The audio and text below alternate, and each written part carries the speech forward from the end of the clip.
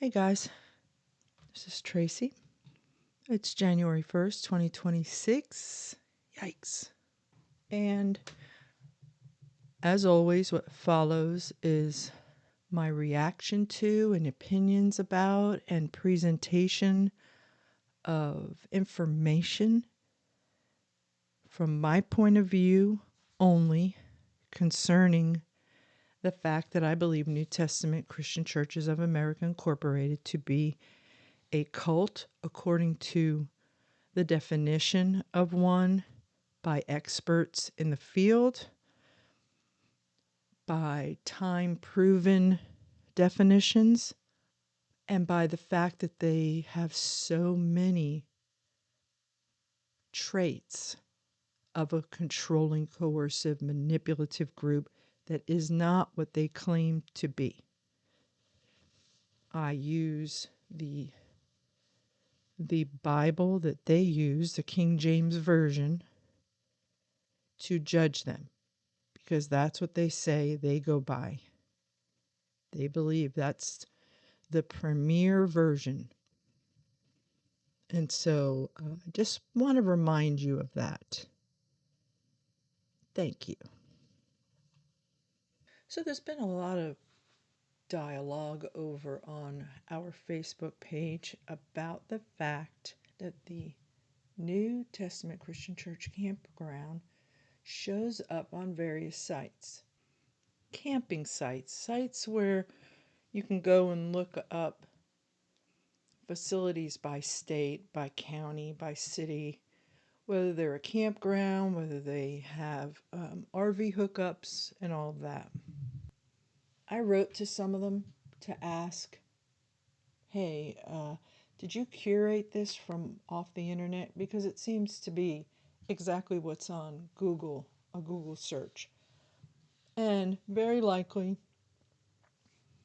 some sort of AI summary has taken information from there and then just reworked it, because there is no contact information or anything on there. I don't know if there's a way to take your property off of these sites, but there's several of them. So I was going to say I'm pretty convinced that it's all just curated and NTCC isn't doing anything like that. Until I heard Mike make a statement from this service, and then it got me thinking again. In St. Louis, but we had a great time. You should see that campground. It's amazing. It just looks incredible. Maybe one day I'll have the time to sort through all of the videos I have where Mike has returned from a trip somewhere and all he talks about is the building. We don't hear anything about miracles. We don't hear anything about healings. We don't hear anything about change, massive change in the lives of people who have now also become amazing soul winners. I don't mean knocking on doors. I mean sharing the truth of Christ. That is what the woman did, right? In the Bible, come meet a man who told her everything about her. And not because he was viewing her Facebook page online and got some information and made it seem like he, hey, I figured this out. I know about you. No, we don't hear any of this because it's not going on. It's not happening. And one place in particular where it's not going on is in Graham, Washington, the headquarters of this corporation. The place where it should be happening if it's happening anywhere, because supposedly they're training others to go out and do their formulaic soul winning program. Mike said, you have to do it because it works. Really? Okay. That kind of thing is not happening, and yet Christ said, it's recorded that he said, and greater works than these will you do. Greater works. Where are the greater works? The works are not the buildings. He said, what house will you build for me? He told you not to build a house. You built buildings and you call them irreverently the house of God, the house of the Lord. I'm going to call it like meeting place of the saints or something where we meet periodically now and then when we're able. We break bread together. We have communion together and we enjoy one another. It's not just something we do for a few moments after the church show. But there's nothing about people, nothing, no solicitation to help people in need, nothing about widows who are widows indeed. Let's continually help them. Let's take up something for that person who gave their lives to our corporation and their husband before them. Nothing. I don't hear anything like that. Maybe they're doing it. Maybe they're silently doing it. Maybe. That would be awesome. But they don't ever solicit anything like that. Anything. The thing that is different about them is how much they are about acquiring buildings and how that affects the men and their families who are pastoring in buildings that are, is it in the name of the local congregation that built it? By built it, I mean give their money. They think, as most people do, I think, they're giving to a church, to a pastor and his family. They think it's going all to them and all to take care of the facility. That is not true. I wonder how transparent each pastor is out on the field about how much money goes up to Graham and how much money goes into a separate account and what happens if that church closes down or something.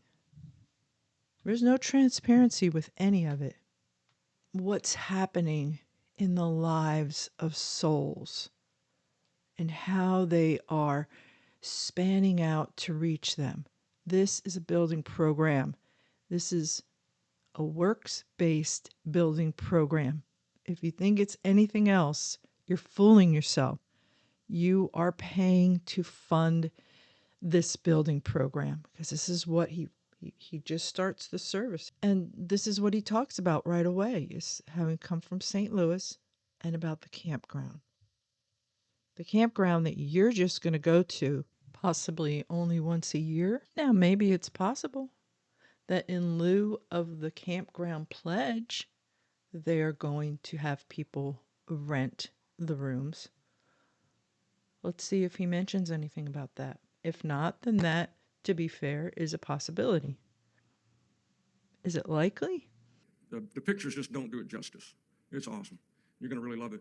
And before too long, we'll be announcing when that will be and how we're going to handle the registration. And so we'll be talking about that this week and trying to get that all lined up. But the work's coming along good. All 10 foundations are in. I just saw them. They're framing the last building, but there's a lot to do. So if you have a week to kill and you want to donate some labor, guess where you could go for Christmas? Seems like a little game of catch-22 there. Almost like a damned if you do, damned if you don't. If you have a week to kill, what would he normally say to that? Don't answer the question. Don't even look like it's a possibility or that you're entertaining it. Don't show that in your eyes, because the wolf will pounce. Donate some labor. Donate some labor. Did he put in a week of time or so many days without being paid to donate labor out there on the campground? I would like to think he's partially being tongue in cheek, knowing no one's very likely going to hop on a plane, pay for a ticket there and back at Christmas time due to the high prices and probably unavailability of flights, bad weather across the country. You could name several reasons why it's not a good idea. And he's not sending back a video call of him saying, "Hey, I'm here. I donated a week of time or I'm not going to get paid." out here at the campground. Anybody want to join me? That'll be totally different. Totally. Take off from work to work on the campground for free. You're not doing it as unto the Lord. It's not the Lord's work. It's New Testament Christian Churches of America Incorporated property endeavor. Look what's happening at our national campground in Santa Fe, Missouri. It's so exciting. As you turn in behind what we call affectionately the haunted house, you'll see 6 new hotels. Each hotel has 11 bedrooms and a gathering room. The gathering room will have countertops and a kitchenette and bar stools, a really cool place just to hang out and fellowship.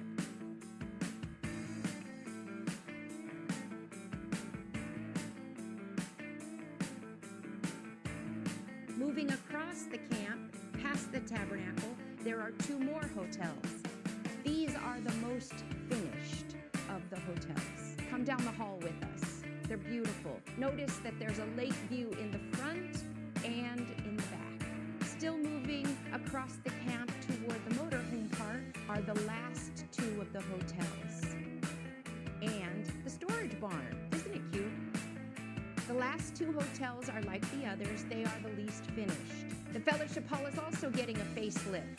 It's getting new picture windows and large French doors looking out over the lake. A patio. Picture it.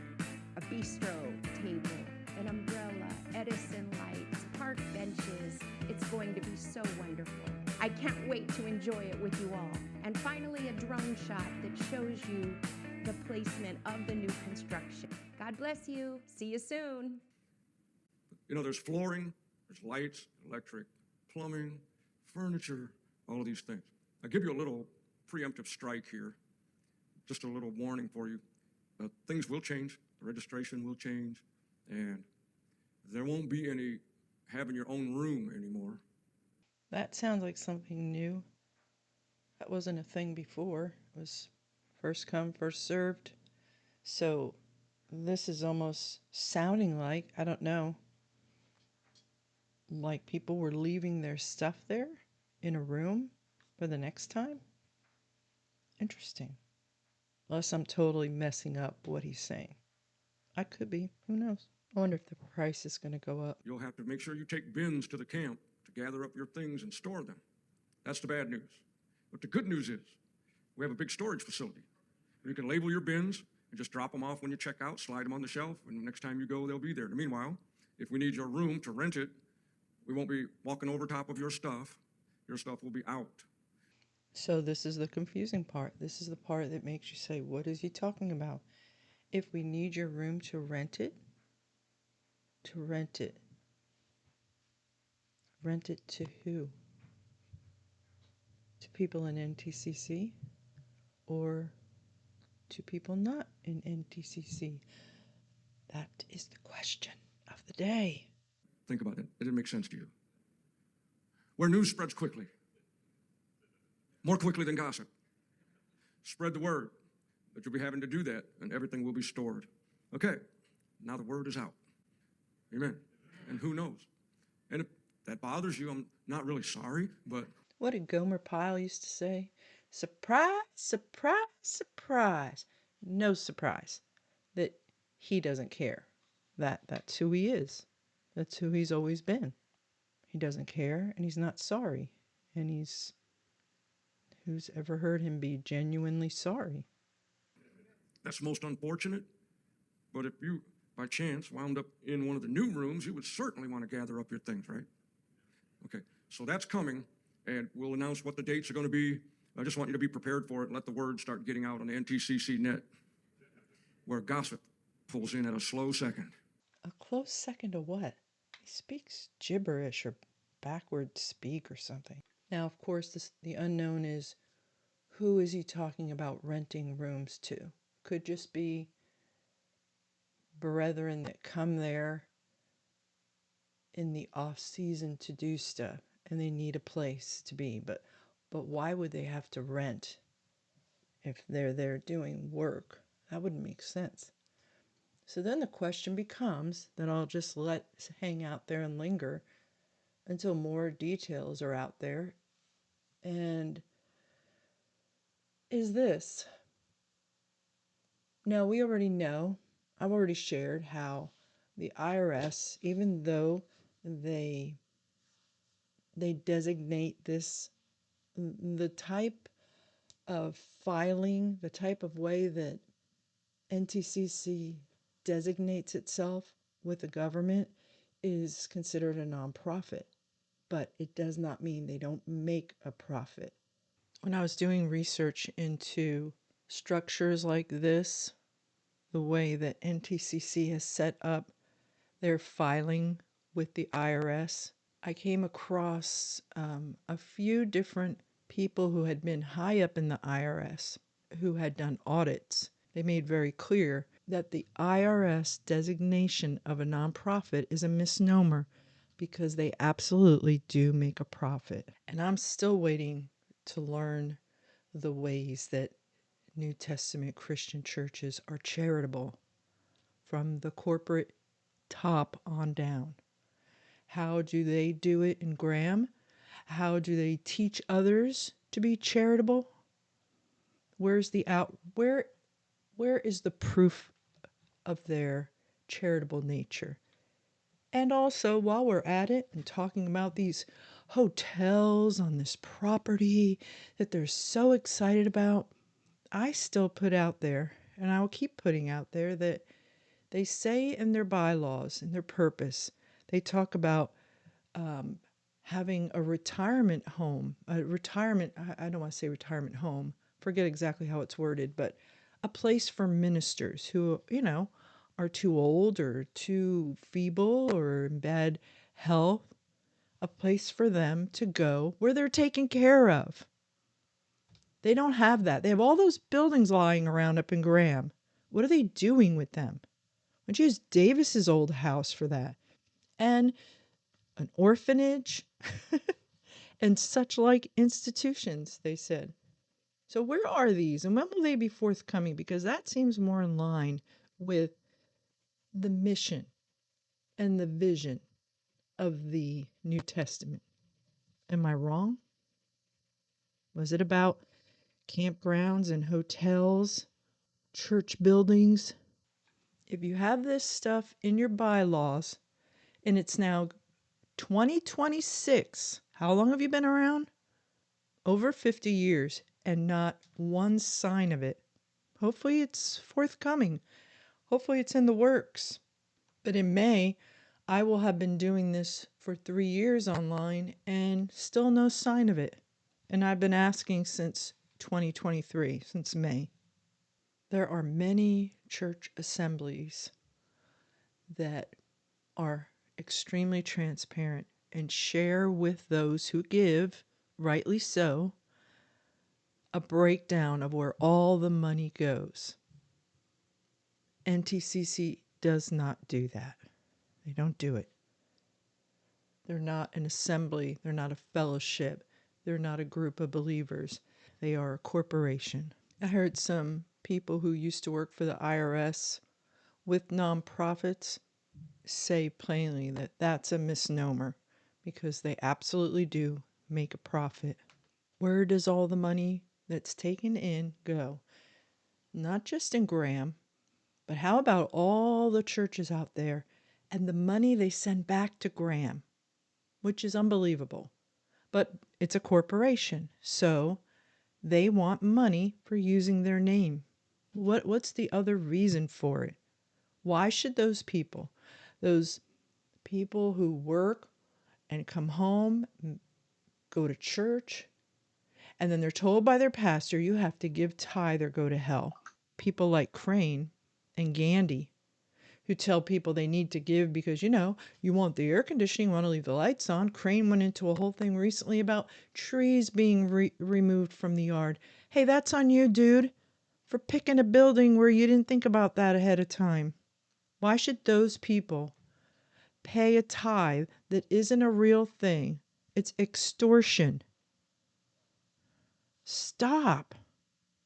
The monies that go for the campground, as I understood it when we were in, was done by pledges. And for the most part, Davis made it very clear if you were in the ministry, you didn't have a choice. You were going to pledge to world missions, to the campground. And I'm going to sound like a broken record again when I say the idea is to go into all the world. It's the same few people for a fellowship meeting, and you got to have the overseer there. It's the same, more or less, group of people going to the conference each year. If they really believe, as they say, that the clock is ticking on lives, then why are they messing around and fooling around, fiddling around with campgrounds and hotels and maybe one conference a year there? Maybe. And no one ever goes anywhere. They do all of that to keep it all contained. They have to keep control. If they allow everyone in the corporation to just go, to just say, I believe God wants me here and to do this. No, you have to follow the formula. It's about going into locations where the military is, where they feel like they can make the most money. There are many people through the years who have left because a man felt like God was calling him somewhere to do something. But Davis and others bypass that and say, no, oh, yeah, you're supposed to be a Christian and pray and filled with the Holy Ghost and hear from God, but it's going to be filtered through me, the self appointed head CEO of this corporation. It's weird. How is that a thing? None of it is biblical. Match it against the Bible. Show me where I'm wrong. Show me the error in thinking this way. When are they going to go? When are they going to honor the things they have in their bylaws? When? They are not a giving and charitable organization. They're not. And isn't that what's expected of people who claim to be Christians? Isn't that what people hope to be a part of when they join a supposed Christian assembly or a fellowship of believers? They don't even pretend. They don't do it at all. They have events. They're almost like, they really are. They're like a multi level marketing corporation. Remember back when I shared pictures and other testimonies, screenshots from Jennifer Connor's Facebook page that was public because she was trying to sell Shakeology and Beachbody products. Beachbody's known to be, I shared that I'd been managing a ladies' fitness facility, and Beachbody, we all knew it was a scam. It was all about getting people in their downline. And when I learned from different ones that Keckle was involved in it, and he was giving samples of the Shakeology stuff, and they were trying to get people in their downline, do you know how unethical that is as a minister? That has crossed every line when you are in a position of self appointed power and leadership, and you try to do anything like that, you're going to make people feel obligated. And so everything they do is like multi-level marketing because the idea is to recruit. And the recruitment is to get people in each individual franchise location to give tithe. And they make it a command and they twist the scriptures and they like to go live in the Old Testament, but they don't give like the Old Testament. And then, just like multi level marketing, money that is brought in at the local level, a portion of it is sent up to the top. That's what makes it a pyramid scheme. That's what makes it a scheme. Have you ever watched the show American Greed? Check it out sometimes. Check it out sometime, and you're going to see so many similarities to how NTCC does business. They have it all backwards and upside down, and they try to say it with authority like, you see, it's right there. It's right there. It's right there. You see it? It says you have to tithe or go to hell. That's works based, man. That is works based. It's not right. Put your money towards something useful, not to pad the pockets of these people. That's all it is. It's all these people that get rooked into. And I just recently saw where Beachbody had changed its name to Body, BODI. And then the guy who runs the corporation had to come out and say they were going to do away with the MLM structure. Of course, because it's all people don't want to do that. People don't want to hound their friends and family to buy the stuff and to become a part of their downline. In the same way, they don't want to descend upon neighborhoods and knock on doors, handing them cards, inviting them to the magic building for the church show. They don't want to ambush people in the stores or outside of military bases. All the things that the men and women at the top do not do. Do they go out and knock on doors? Or are they waiting for the next day to go tool around town on their motorcycle or in their nice car? Or I'll show you in the next video about what the Keckles are doing on the side with their guitars and with decorating their new home and all. The forums that they're in online that you can easily find. Just Google them. Type in Michael Keckle, guitar. Type in Tanya Keckle, decor. Don't, if he even dares to come out at you one time and say, donate your time for labor. Meanwhile, I'm going to go and I'm going to build a guitar or play one of my 25 guitars. It's sickening. It's gross and it's nasty. And if you really are the last hope for America, your organization, then what would your activities really look like? Because as it stands, the disparity between the people at the top and everybody else is really quite a gap. It's quite a gap. And I know there's a lot of people out there laboring in their franchise locations that are hurting and that have been there a long time. And that's not even counting the works overseas like the Philippines and South Korea and Japan. And Germany, is that still a thing? Talk about them. They don't ask for prayer for them. They don't share what's going on. You're asking people to pledge for world missions. You are humiliating people. If there's a person that asks questions online, real bona fide questions that you are afraid to answer because you don't want to be transparent, but as opaque as possible, and you demean them for what they gave, but you don't share anything about where the money goes and what's happening in those countries. That's shady. That's sus. Sus. Panama. Puerto Rico. Nothing's mentioned. Nothing. Nothing shared. You got all those big screens in Graham. Why don't you throw up some pictures? You don't leave it for maybe a once a year conference, maybe, if they even do that. How can you just leave people out there to languish? How?